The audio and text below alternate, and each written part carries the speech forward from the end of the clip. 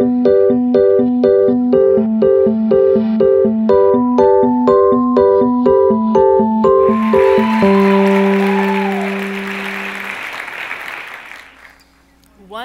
upon a time, on the planet Earth, not so very long ago, one woman set out upon an epic adventure.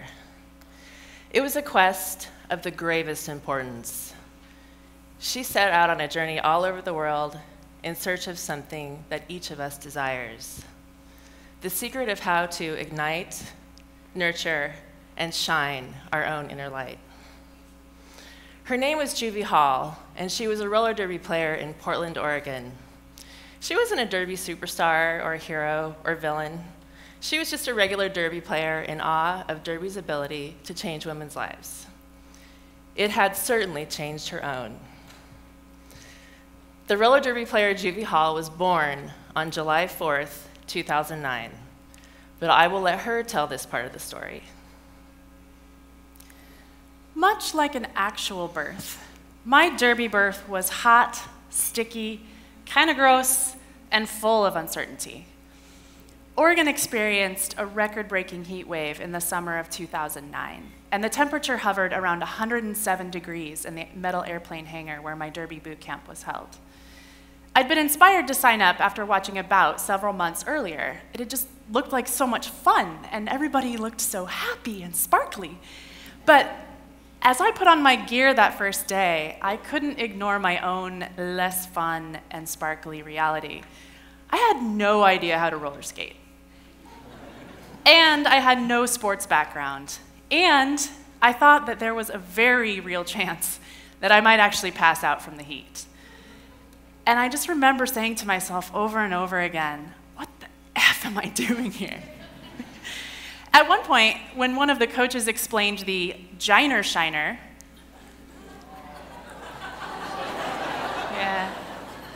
and used it as an example of why it's always better to fall forward than to fall backward on your own skate, I was pretty sure I'd made a poor decision. Add to all that the stories we heard of black eyes and broken limbs, and I almost convinced myself to never, ever return to that metal inferno of doom. I'm still not 100% sure why I went back for the next practice. All I can say is that I felt drawn to it. I just knew I couldn't give up. Maybe my subconscious recognized the collective wisdom of the women of the league. I mean, after all, if so many women chose to skate, despite the steep learning curve and the very high risk of injury, there must be something about roller derby that was worth it, right? Collective wisdom, interesting concept. The sport of roller derby is the fastest growing sport in the world with leagues in over 40 countries. What could possibly be going on there? But before we speculate on that, I should warn you that the discomfort and uncertainty that Juvie faced in her first day of boot camp was nothing compared to what derby still had in store for her. Derby turned my life inside out. Within 2 years, I was divorced, had left my career as a lawyer, and had a complete identity crisis. Everything happened all at once, and I'm not gonna lie, it was a horrible, horrible experience. I'm still integrating all of it. Funny thing though, my life didn't start to get crazy until I realized that I liked myself better when I was at roller derby than in any other part of my life. Before derby, I pretty much had the American dream, but somewhere along that path, my inner light had gone out. I'd started believing that the labels of wife, attorney, whatever else, were all that really defined me as a person. And I'd become just another overstressed and under-inspired zombie, but in a very stylish pantsuit. But when I was at derby, all of those defining labels disappeared. What I did for a living had absolutely no bearing on anything I did in practice. And likewise, I had no idea what my fellow skaters did for a living, or whether they were married, or whether they had children, or anything like that, because none of it mattered. So there was no shorthand for us to use to prejudge each other. Instead, we just related to each other person to person in the moment. I mean, what a concept, right? But what do you do when you're suddenly faced with a blank slate? When it becomes inescapably apparent that the identity that you've built up for years is absolutely meaningless? Personally, I set about completely destroying everything in my life related to that identity, but without really consciously understanding what I was doing. Now, the thing people often overlook about the idea of transformation is how it happens. It can require crisis, destruction, chaos. Basically, you need something to transcend. You have an incentive to move on when old structures are destroyed.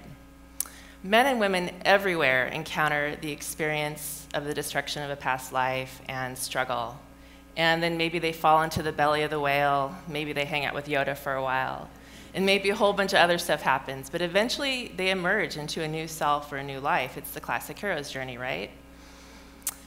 But the magic thing about Derby, and the whole reason I'm even telling you this story, is that it so often propels women onto this journey. It's really remarkable that a sport can do this with such regularity. Even as it launched me into this incredibly difficult personal apocalypse, roller derby also gave me the opportunity to discover what kind of person I really wanted to be. So as I shed my old labels, I learned my real capacity for love and trust and compassion. I remembered my sense of humor, and I felt more present and more alive than I had in years, probably since childhood even. And I felt myself start to shine again.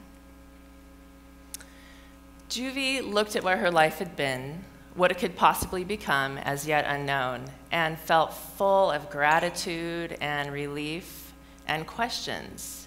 If this personal apocalypse leading to transformation could happen for her, and for a bunch of derby players that she knew close to home, was it also happening everywhere else in the world that derby reached? In Tasmania, in Tel Aviv, in Lima? What were her international derby sisters experiencing? Juvie had come to realize that the sport of roller derby contained within it the seeds of revolution and social change. She determined to set out in search of the very soul of roller derby, its essence, its magic. And she decided that it might be great to make a film about it. And this is where I come into the story. I'm a filmmaker, and I did not know roller derby or Juvie before embarking on this project. But the minute she told me of her quest, I knew that I would make this film with her. What better way to understand what it takes to shine your light in this world than to seek its source? If derby has caused so many women to embark upon this path of transformation, then it must contain some pretty strong magic. Our film is the story of our quest for this magic. We will ultimately visit 9 very different countries, but we started our expedition in Mexico. While we were there, we met women who were going through their own transformations, but with socioeconomic differences that at times made playing roller derby much more challenging, and in a political climate that wasn't super supportive. Here's a bit of what we found. I read this quote from Howard Thurman. Don't worry about what the world needs. Find out what makes you come alive and then go do that thing, because what the world needs ultimately is people who have come alive. Juvie Hall, building away from the path to beach and the status of the guns and rollers. We have students with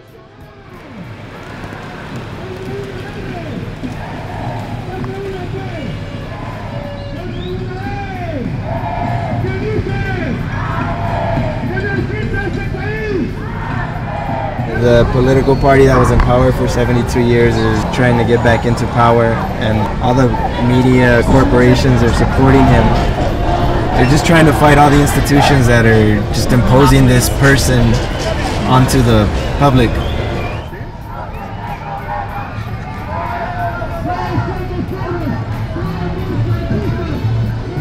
Es el estado con mayor cantidad de mujeres muertas en el país. Los estudiantes que empezaron el movimiento están amenazados, de hecho. les amenazaron de muerte, muchos ya se fueron del país, estudiantes de 22 años, 20 años. Roller derby is at odds with the traditional concept of women in Mexico, and that's a good thing. Controla tu velocidad, Natalie.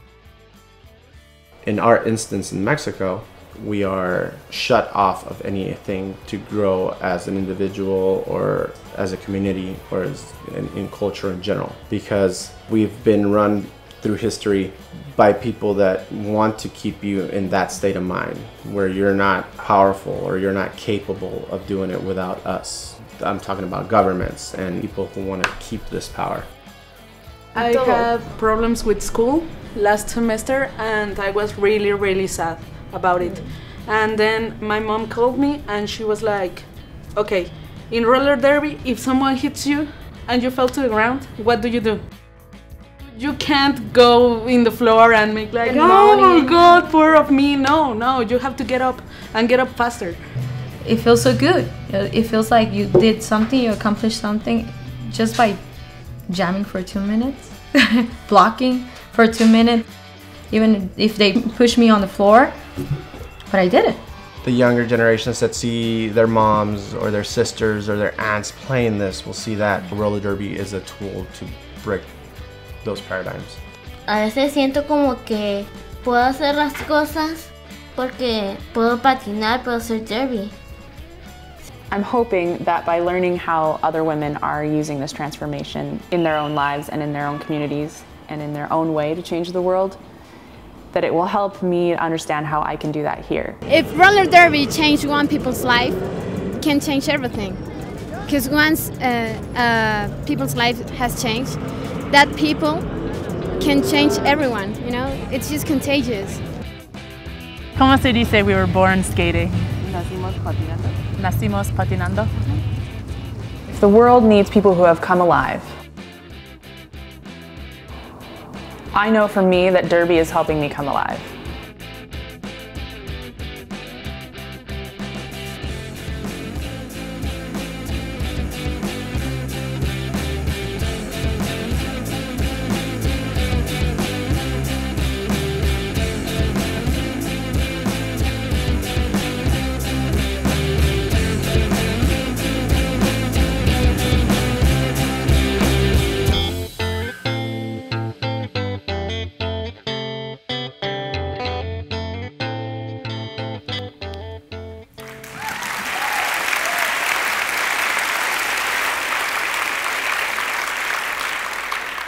In Mexico, we experienced a taste of the power of the international derby sisterhood, and we were touched by the strength and the warmth of the women who welcomed us there. We also got to see firsthand the huge challenges these women face to play roller derby. In addition to the difficulties of starting a league and finding places to practice, places to bout, and gathering equipment in a challenging economic environment, these Mexican derby players also braved unsafe practice locations, anger and sometimes threatening behavior from disgruntled men in their communities, and scorn from their traditionally conservative and patriarchal society. And we saw once again the familiar theme of personal apocalypse.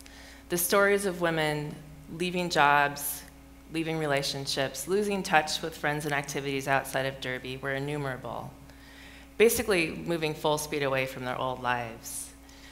It was kind of grim at first to hear this, and we also encountered lots of women who, once they did set about destroying their old lives, were not quite sure how to navigate their new ones. Derby does seem to be exceptionally effective at triggering these personal transformations, but it also gives women new tools to restructure their values and their lives and their communities. For all the grim stories of destruction that we heard, there were an equal number of women who, like me, say that despite the challenges of their life changes, they ultimately feel happier, stronger, and more alive. And many women, like Dulce and Danny, and even 9-year-old Maya, were able to take their derby experiences and apply them to overcome difficulties in other parts of their lives. As the women of Mexican roller derby grow in strength and support, they are creating a new and alternative social structure for the next generation and breaking through limiting gender and social stereotypes. Derby's more than just a sport. It's a new form of social engineering.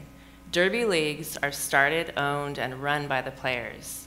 They are creating their own communities out of nothing, completely outside of existing institutions. And almost invariably, these communities seem to be uniquely supportive, diverse, and tolerant.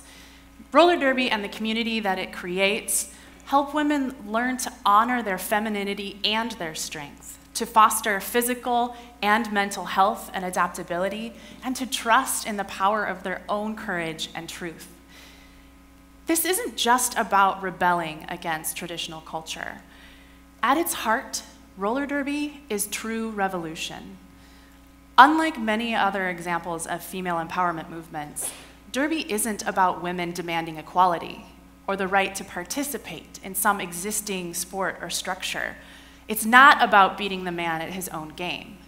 It's about creating an entirely new system based on a fundamentally different set of values. Will we find the seeds of revolution in every country that we visit?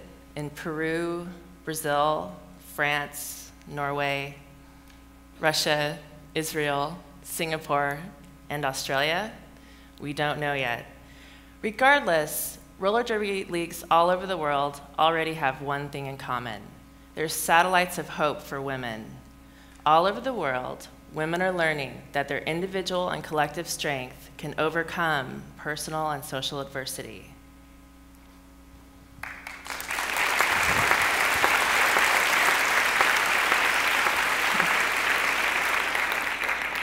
So, back to that story I was telling you.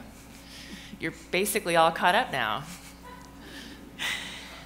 I'm still in the middle of my quest. I haven't yet found the exact source of roller derby's magic, but I feel myself getting closer to what I seek, even if sometimes it still feels pretty far away. The ultimate question is whether the transformational magic of roller derby can be understood and unlocked for everyone, on or off the track. And as we document derby transformations for the film, as we engage with the derby sisterhood across the world, and as women we've never met share with us their stories of personal apocalypse and transformation, I have the overwhelming sense that light after light is turning on in the world. And when I think about that, I know that I have to have the guts to shine my own light and to follow what makes me come alive. So we can't tell you how the story ends, but part of our quest is to find friends along the way, and that's why we're sharing our story with you. For all seekers, the journey is just as important as finding what is sought. We want you to come with us in our journey out into the world to seek the magic and the light with us. The end. But not really.